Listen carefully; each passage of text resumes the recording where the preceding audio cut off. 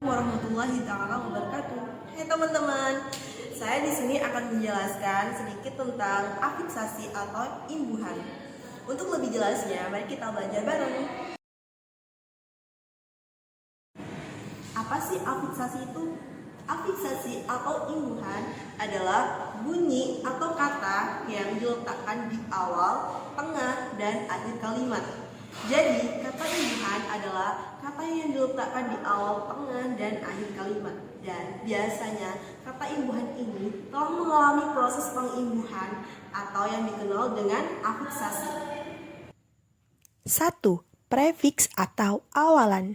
Prefiks atau awalan adalah kata imbuhan yang diletakkan di awal kata atau biasa disebut sebagai awalan. Golongan prefiks yaitu ber, me, ter, ke, pe, dan di. Contohnya terhebat, terpandai, kesatu, kedua. Dan khusus untuk prefiks me dan pe, ada sedikit penambahan yaitu n, nasal atau bunyi sengau. Apa sih bunyi sengau itu? Bunyi sengau atau nasal adalah bunyi bahasa yang dihasilkan dengan mengeluarkan udara melalui hidung atau bisa disebut melebur, yaitu me, en, eng, dan nya. Nasal atau bunyi sengau sengaja hanya berlaku apabila kata dasar diawali huruf selain i, m, r, y, w, dan asal kata merupakan asli bahasa Indonesia. Misalkan, me ditambah sapu menjadi menyapu. Untuk imbuhan di terbagi menjadi dua bagian.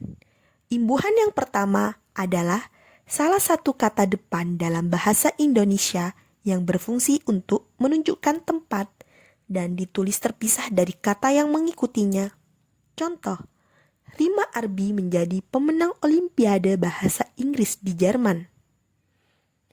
Imbuhan yang kedua adalah di yang berfungsi untuk kalimat pasif transitif dan penulisan untuk di sebagai imbuhan harus digabung.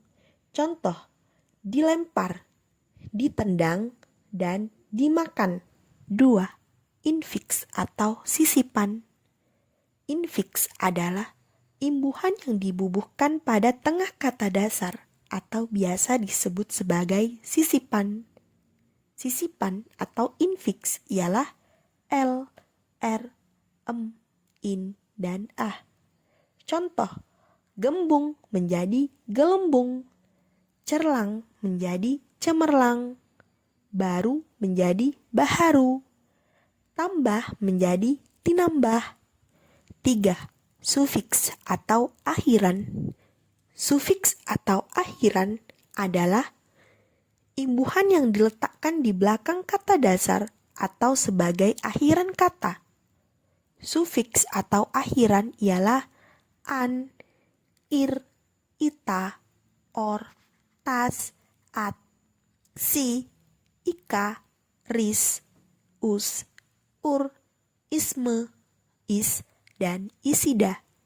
Contoh, bacaan, asinan, akhiran, kritikus, akhirat, koruptor, legalitas, dinamika. 4. Konfiks atau awalan dan akhiran. Konfiks adalah imbuhan tunggal yang terjadi dari perpaduan awalan dan akhiran yang membentuk satu kesatuan. Dalam bahasa Indonesia terdapat 5 macam konfiks antara lain kean, pean, senya, dan beran. Contohnya, kemiskinan, pengaturan, semuanya, bersamaan. Itulah tadi penjelasan mengenai imbuhan atau afiks beserta jenis imbuhan berdasarkan posisinya. Semoga kalian dapat memahami dengan baik ya. Terima kasih.